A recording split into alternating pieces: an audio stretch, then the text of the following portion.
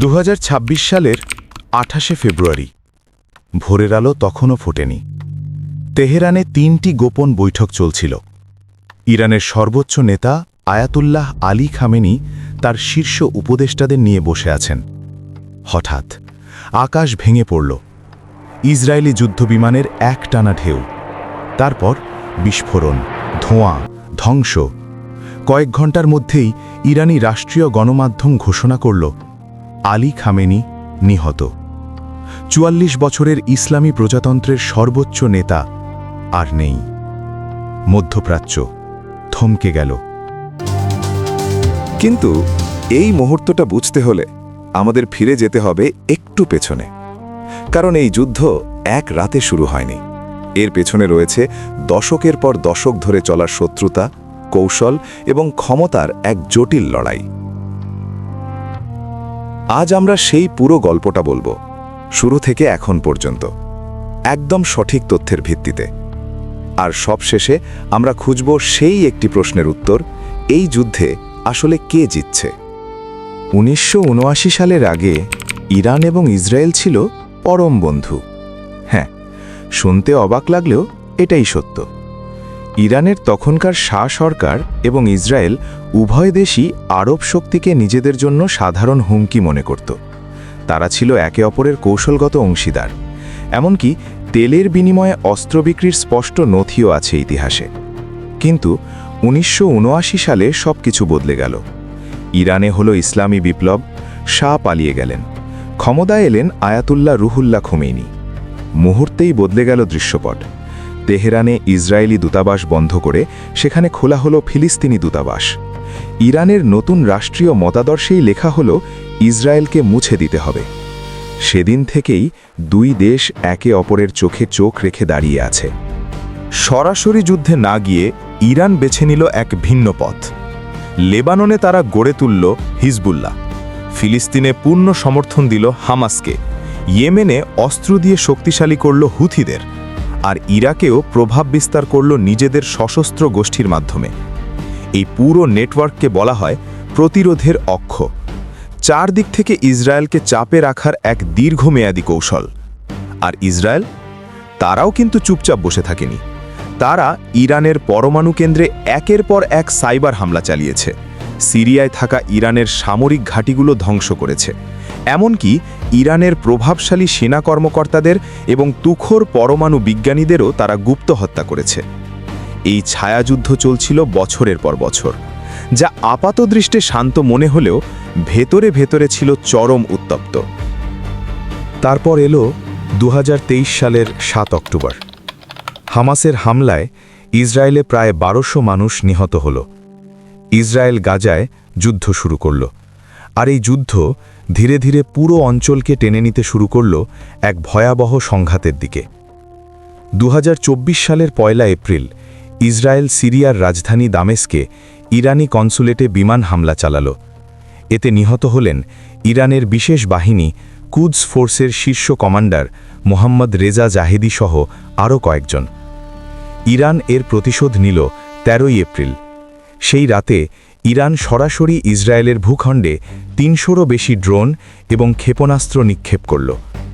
ইসলামী বিপ্লবের পর এটিই ছিল প্রথমবার যখন ইরান সরাসরি ইসরায়েলে হামলা চালাল। কিন্তু সেই হামলার বেশিরভাগই লক্ষ্যে পৌঁছাতে পারেনি। আমেরিকা, ব্রিটেন, ফ্রান্স এবং জর্ডান মিলে অধিকাংশ ড্রোন ও ক্ষেপণাস্ত্র মাঝপথেই আটকে দিল। এরপর জুলাই 2024 ইসরায়েল ইরানের রাজধানী তেহরানেই হামাস নেতা ইসমাইল হানিয়াকে হত্যা করল। সেপ্টেম্বরে লেবাননে হিজবুল্লাহর প্রধান হাসান নাসরুল্লাহকেও হত্যা করল। প্রতিরোধের অক্ষ একে একে তার শীর্ষ নেতাদের হারাচ্ছিল। অক্টোবরে ইরান আবার প্রায় 180টি ব্যালিস্টিক ক্ষেপণাস্ত্র নিক্ষেপ করল। ইসরায়েল পাল্টা জবাব দিল। এবার লক্ষ্য করল ইরানের আকাশ প্রতিরক্ষা ব্যবস্থা। বিশেষজ্ঞরা বলছেন সেই হামলায় ইরানের রাশিয়া সরবরাহকৃত প্রায় সব S-300 মিসাইল প্রতিরক্ষা ব্যবস্থা ধ্বংস হয়ে গেল। একটি বিশাল কৌশলগত ক্ষতি। এরপর এলো 2025 সালের জুন মাস। মে মাসে আন্তর্জাতিক পরমাণু শক্তি সংস্থা জানাল ইরানের কাছে শতকরা 60% সমৃদ্ধ ইউরেনিয়াম আছে, যা দিয়ে প্রায় 9টি পরমাণু বোমা তৈরি করা সম্ভব।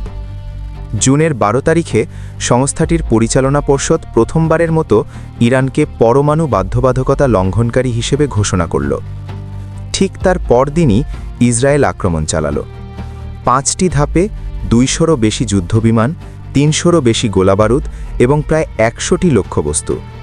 হামলার আগেই মোসাদের অপারেটিভরা তেহরানের কাছে একটি গোপন ড্রোন ঘাঁটি তৈরি করেছিল। সেই ড্রোন দিয়েই ইরানের আকাশ প্রতিরক্ষা ব্যবস্থাকে পুরোপুরি অচল করে দেওয়া হলো। মাত্র কয়েক ঘন্টার মধ্যে নিহত হলেন ইরানের বিপ্লবী রক্ষী বাহিনীর প্রধান হোসেন সালামি এবং সশস্ত্র বাহিনীর chief of staff Mohammad Bagheri সহ মোট 30 জন শীর্ষ সেনা কর্মকর্তা। এই যুদ্ধ টানা 12 দিন চলল। 21শে জুন আমেরিকা সরাসরি এই যুদ্ধে নামল। মার্কিন বিমানগুলো ইরানের সবচেয়ে গভীর পরমাণু স্থাপনাগুলোতে হামলা করল, কারণ এই স্থাপনাগুলো ইসরায়েলের নিজস্ব অস্ত্র দিয়ে ধ্বংস করা সম্ভব ছিল না। অবশেষে 23শে জুন যুদ্ধবিরতি হল। 12 দিনের যুদ্ধ, এই নামেই এটি ইতিহাসে চিরতরে জায়গা করে নিল। কিন্তু এই গল্প এখানেই শেষ হয়নি। 2025 সালের ডিসেম্বরের শেষ দিক থেকে ইরানে এক বিশাল জন-অভ্যুত্থান শুরু হল। তীব্র অর্থনৈতিক সংকট, মুদ্রামানের রেকর্ড পতন আর বিদ্যুৎ ও পানির চরম অভাব, এই কঠিন বাস্তবতায় সাধারণ মানুষ রাস্তায় নেমে এলো। দেশটির 200রও বেশি শহরে বিক্ষোভ ছড়িয়ে পড়ল। সবার মুখে ছিল একটাই স্লোগান, এক নায়কের মৃত্যু চাই। 1979 সালের ইসলামী বিপ্লবের পর এটিই ছিল ইরানের ইতিহাসের সবচেয়ে বড় গণজাগরণ। ইরান সরকার সেই আন্দোলন দমন করার চেষ্টা করল, অত্যন্ত নির্মম শক্তি প্রয়োগ করে। মানবাধিকার সংস্থাগুলোর তথ্য অনুযায়ী 2026 সালের জানুয়ারির মধ্যেই হাজার হাজার বিক্ষোভকারী নিহত হলেন। 25,000-এর বেশি মানুষকে গ্রেফতার করা হলো। এমনকি পুরো দেশ জুড়ে ইন্টারনেট ব্যবস্থা পুরোপুরি বন্ধ করে দেওয়া হলো। এই হত্যাকাণ্ড পুরো বিশ্বকে নাড়িয়ে দিল। তৎকালীন মার্কিন প্রেসিডেন্ট ট্রাম্প কড়া হুমকি দিলেন। মধ্যপ্রাচ্যে শুরু হল মার্কিন সেনাদের বিশাল জমায়েত, যা ছিল 2003 সালের ইরাক যুদ্ধের পর সবচেয়ে বড় সামরিক সমাবেশ। ঠিক এই সময়েই ইরান এবং আমেরিকার মধ্যে জেনেভায় পরমাণু আলোচনা চলছিল। ওমানের পররাষ্ট্রমন্ত্রী তখন বলেছিলেন, সমঝোতা এখন একদম নাগালের মধ্যে। এমনকি ইরানের পররাষ্ট্রমন্ত্রীও ঘোষণা দিয়েছিলেন যে খুব শীঘ্রই একটি ঐতিহাসিক চুক্তি আসছে। কিন্তু তারপরও 2026 সালের 28শে ফেব্রুয়ারি ভোরবেলা ইসরায়েল এবং আমেরিকা যৌথভাবে ইরানে এক বিশাল হামলা চালায়, যার নাম দেওয়া হয় অপারেশন এপিক ফিউরি। মাত্র 12 ঘন্টার ব্যবধানে শত শত অব্যর্থ আঘাতে ইরানের গুরুত্বপূর্ণ সামরিক ঘাঁটিগুলো ধ্বংস হয়ে যায় এবং দেশটির শীর্ষ নেতৃত্বের একটি বড় অংশ নিহত হন। এর জবাবে ইরান সরাসরি ইসরায়েল, মধ্যপ্রাচ্যে থাকা মার্কিন ঘাঁটি এবং উপসাগরীয় অঞ্চলের দিকে ব্যাপক ক্ষেপণাস্ত্র ও ড্রোন হামলা চালায়। একই সময়ে তারা অত্যন্ত গুরুত্বপূর্ণ হরমুজ প্রণালী বন্ধ করে দেয়, যার ফলে বিশ্বজুড়ে জ্বালানি সরবরাহে এক বিশাল ধাক্কা লাগে এবং বিশ্ব অর্থনীতি চরম অস্থির হয়ে ওঠে। দেশের ভেতরে ইরানের পরিস্থিতি তখন 2 ভাগে বিভক্ত হয়ে পড়ে। কেউ এই ঘটনায় উদযাপন করে, আবার কেউ পালন করে শোক। দ্রুত নতুন নেতৃত্ব গঠন করা হয় এবং দেশটির পক্ষ থেকে কঠোর অবস্থান বজায় রাখার ঘোষণা আসে। সামরিক দিক থেকে ইসরায়েল ও আমেরিকা এগিয়ে থাকলেও রাজনৈতিকভাবে ইরান এখনও টিকে আছে। আপাতদৃষ্টিতে যুদ্ধবিরতি হলেও সংকটের মূল কারণগুলো রয়ে গেছে অপরিবর্তিত, আর এই সংঘাতের ভবিষ্যৎ এখনও পুরোপুরি অনিশ্চিত। সবচেয়ে বড় বাস্তবতা হল, এই যুদ্ধে সবচেয়ে বেশি ক্ষতিগ্রস্ত হয়েছে সাধারণ মানুষ। হাজার হাজার নিরপরাধ মানুষ প্রাণ হারিয়েছেন, আর লাখ লাখ মানুষ হয়েছেন বাস্তুচ্যুত। ইতিহাস আমাদের শেখায়, যুদ্ধ দিয়ে হয়তো ভূমি জেতা যায়, কিন্তু কোনো নির্দিষ্ট মতাদর্শকে কখনো জয় করা যায় না। কারণ এই দ্বন্দ্বের শিকড় শুধু অস্ত্রের মধ্যে সীমাবদ্ধ নয়, এটি মিশে আছে মানুষের বিশ্বাস, পরিচয় এবং দীর্ঘদিনের ভয়ের গভীরে।